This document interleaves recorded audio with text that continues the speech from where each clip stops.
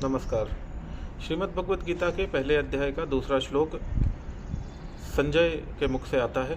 संजय धृतराष्ट्र के उस प्रश्न का उत्तर दे रहे हैं यहाँ पर, जिसमें कि धृतराष्ट्र पूछते हैं कि मेरे और पांडु के पुत्रों ने युद्ध की इच्छा से एकत्रित होकर कुरुक्षेत्र में क्या किया।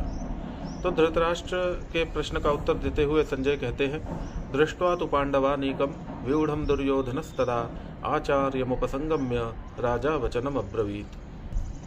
दृष्ट्वा तु पांडवानीकम यानी कि देखकर पांडवों की सेना को, व्यूढ़म दुर्योधनस्तदा पांडवों की सेना को क्रमबद्ध देखकर, या पांडवों ने जिस प्रकार अपनी सेना विकसित करी थी उसको देखकर, या पांडवों की सेना जिस प्रकार व्यवस्थित थी उसको देखकर तब दुर्योधन ने आचार्यमुपसंगम्य आचार्य के पास जाकर राजा वचनम अब्रवीत, राजा दुर्योधन ने यह वचन कहा।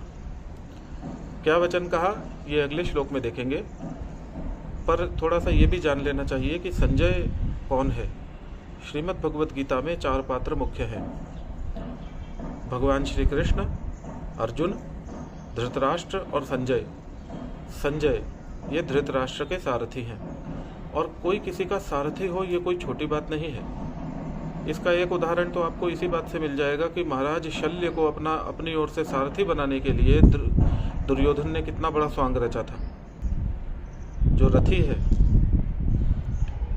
वो किस प्रकार युद्ध कर सकता है, ये बहुत कुछ सारथी पर भी निर्भर करता था। भगवान श्री कृष्ण अर्जुन के सारथी ही तो थे। सारथी होने के लिए कुछ विशेष गुण लगते थे। उदाहरण के लिए सारथी को समस्त भूभाग का विशेष ज्ञान होना आवश्यक था। सारथी होने के लिए व्यक्ति को विद्वान होना चाहिए था।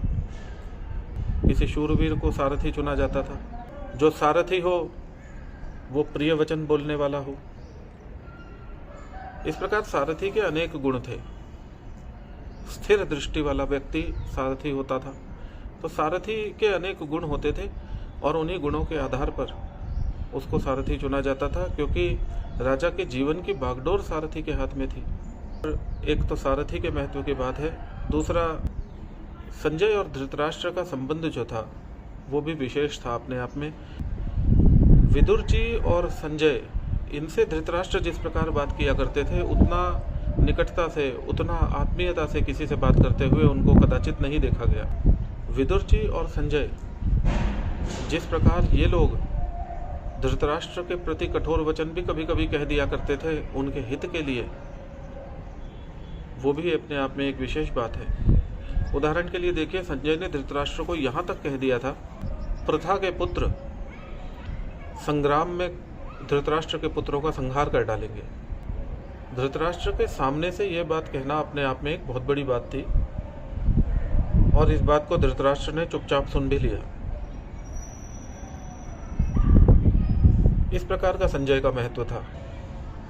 संजय को ही दिव्य दृष्टि क्यों प्रदान की गई, संजय को ही ये उत्तरदायित्व क्यों दिया गया कि वे धृतराष्ट्र को युद्ध का सारा आंखों देखा कह सुनाए, इसके पीछे संजय के अपने गुण रहे होंगे, ऐसा मुझे लगता है। अगले श्लोक में क्या हुआ वो अगले श्लोक में देखेंगे। तब तक के लिए नमस्कार।